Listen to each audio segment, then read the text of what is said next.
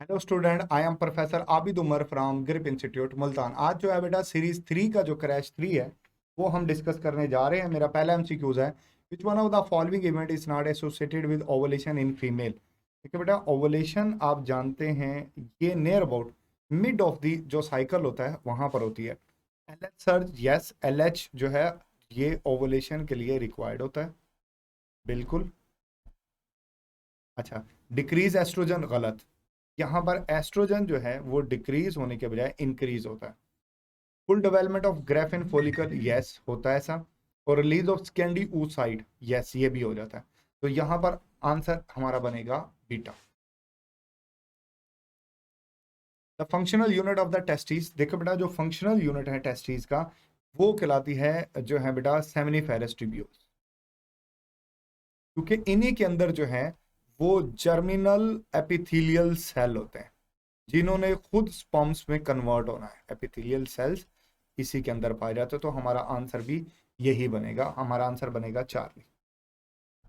Okay, exclusion of the second polar body from the egg nucleus occur. देखो बेटा second जो polar body होती है, सेकंड पोलर बॉडी, ये जहां से निकलने की बात हो रही है बेसिकली ये सेकेंडरी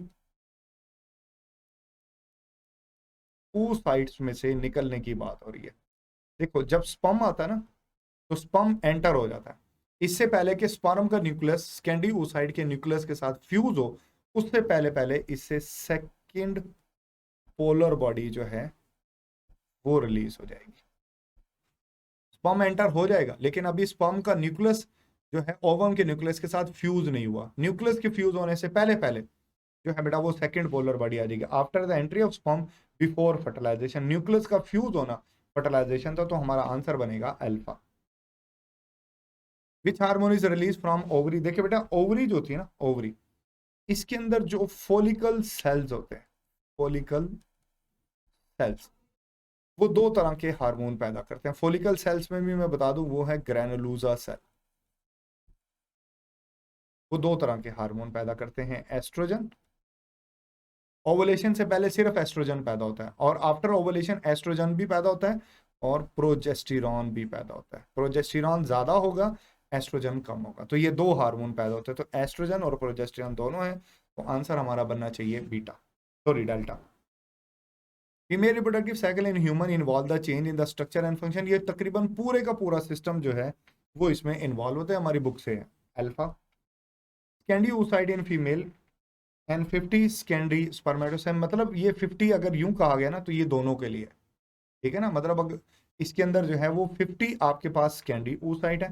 देखिए सेकेंडरी oocyte के अंदर जो है वो एक सेकेंडरी oocyte ने एक ओवम बनाना है और सेकेंडरी स्पर्मेटोसाइट ने एक दफा डिवाइड होकर दो में बदल जाना है। तो इससे आंसर बनेगा 50 ओवा एंड 100 स्पर्म्स। आंसर अल्फा बनना चाहिए क्योंकि स्पर्मेटोसाइट्स ने दो स्पर्म्स बनाने जबकि सेकेंडरी oocyte ने एक ही ओवम बनाना है, तो आंसर होना चाहिए alpha. In the man the sperm release from the testis take the following route to reach. देखो बेटा सबसे पहली जो ट्यूब होती है वो होती है वेजा एफरेंशिया। वेजा एफरेंशिया से ये जाएगा एपिडिडाइमस में, फिर वेज डेफरेंस में और फिर यूरिथ्रा में। तो इस हिसाब से हमारा आंसर जो होना चाहिए वो होना चाहिए alpha. In spermatogenesis the phase of maturation. देखो बेटा फेज ऑफ मैचुरेशन है क्या, इसमें बेसिकली स्पर्मेटिड से स्पर्मेटोजोआ का बनना, स्पर्मेटोजोआ का बनना, इस अमल को कहते हैं स्पर्मियोजेनेसिस। स्पर्मियोजेनेसिस, और ये जो प्रोसेस होता है ये होता है एपिडिडाइमस में। यहां पर जहां पे भी स्पर्मेटिड का जिक्र है आप वो ऑप्शन लगा सकते हैं, ये आपको दिखाई दे रहा है तो ये आप ऑप्शन यूज कर सकते हैं, चार्ली। कॉर्पस ल्यूटियम, आप जानते हैं कि जब एग ग्रेफिन फॉलिकल में से ओवम रिलीज हो जाएगा तो पीछे जो ग्लैंडुलर स्ट्रक्चर बचेगा आप उसको कॉर्पस ल्यूटियम का नाम दोगे। और मैं बता चुका हूं कि कॉर्पस ल्यूटियम जो होता है ये प्रोजेस्टेरॉन एंड एस्ट्रोजन दोनों पैदा करता है, ठीक है ना। लेकिन ज्यादा मिकदार में क्योंकि प्रोजेस्टेरॉन करता है, तो फिर आप ये लिख सकते हो Charlie. Secretary phase of human menstrual cycle is also called. देखो बेटा जिस वक्त में यहां पर ये सेक्रेटरी फेज है, लेकिन बेसिकली सेक्रेटरी फेज पाया जाता है यूट्रस में। एंड इसी वक्त यहां पर आप देख रहे हो कि ल्यूटियल फेज चल रहा है, ठीक है ना, तो ल्यूटियल फेज, और ये तकरीबन 13 से 14 दिन तक चलता है, तो आंसर बनेगा beta. Which of the following pair is improper? A and I band striated, ठीक है, A and I band intercalated is striated muscle, ये भी ठीक है। H line non striated muscle, ये गलत है, ये गलत बात कर दी, यहाँ पर ये नहीं होता तो फिर ठीक था, क्योंकि एच जोन जो होता है ये स्ट्राइएटेड मसल में पाया जाता है। आंसर बनेगा हमारा Charlie.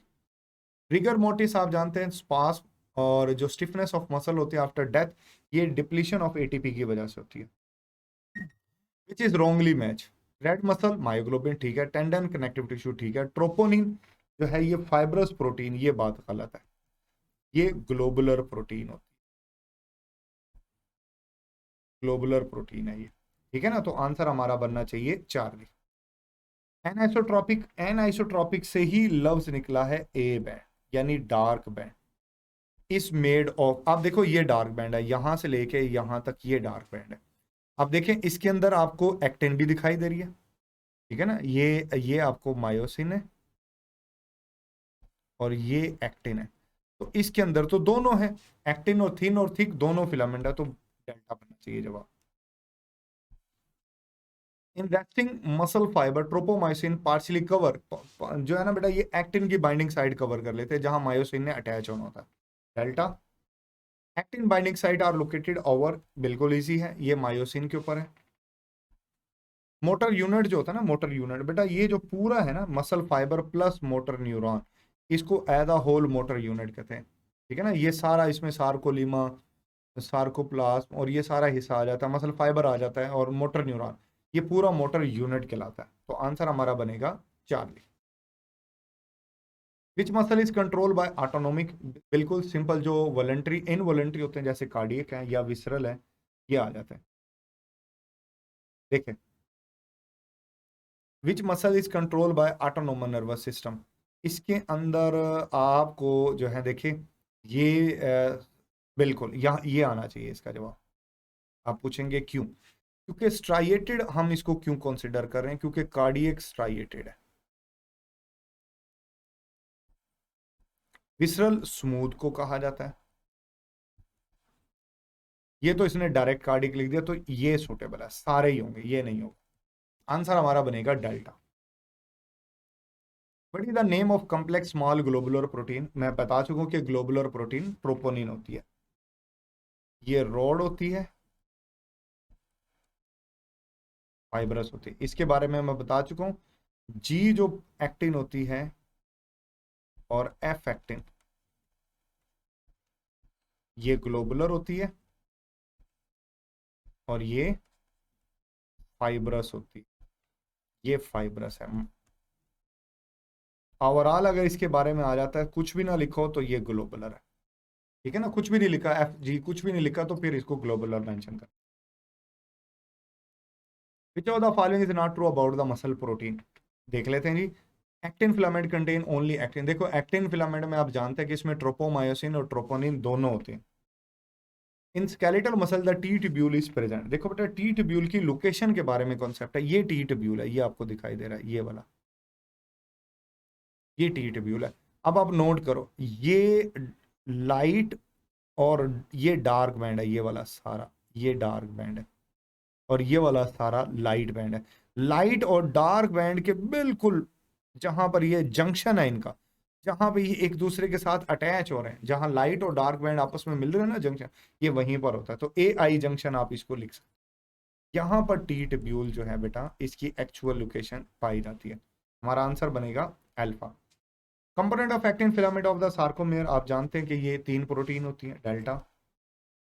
Muscle band at remain unchange, A band में कोई चेंज, क्योंकि डार्कर पार्ट सेम रहता है इसलिए ए बैंड के बारे में कहा जाता है रिमेन सेम। आई बैंड के बारे में शॉर्ट हो जाता है, एच जोन डिसअपियर हो जाता है, जी लाइन क्लोज हो जाती है। Which of the following is required for muscle contraction? Calcium. In muscle functional unit of contraction मैं बता चुका हूँ कि ये सार्कोमेयर होता है।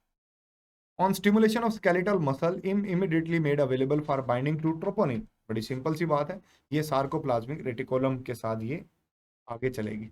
A band striated muscle fibre is composed of, A band में बता चुके हैं कि ये ओवरलैपिंग एक्टिन और मायोसिन के ऊपर मुश्तमिल होती है। Energy for muscle contraction is most directly obtained, simple है, एटीपी से हासिल होती है। पोजीशन ऑफ जीन लोकस कहते हैं, ठीक है ना, ये होमोलोगस क्रोमोसोम पे आपको दिखाई दे रहा है। ABO blood group system is enclosed by the single polymorphic gene with 3 multiple allele. आप जानते हैं ना कि इसके अंदर 3 मल्टी होते हैं, IA, IB और ये 3 बनते हैं। आंसर इसका बनेगा अल्फा।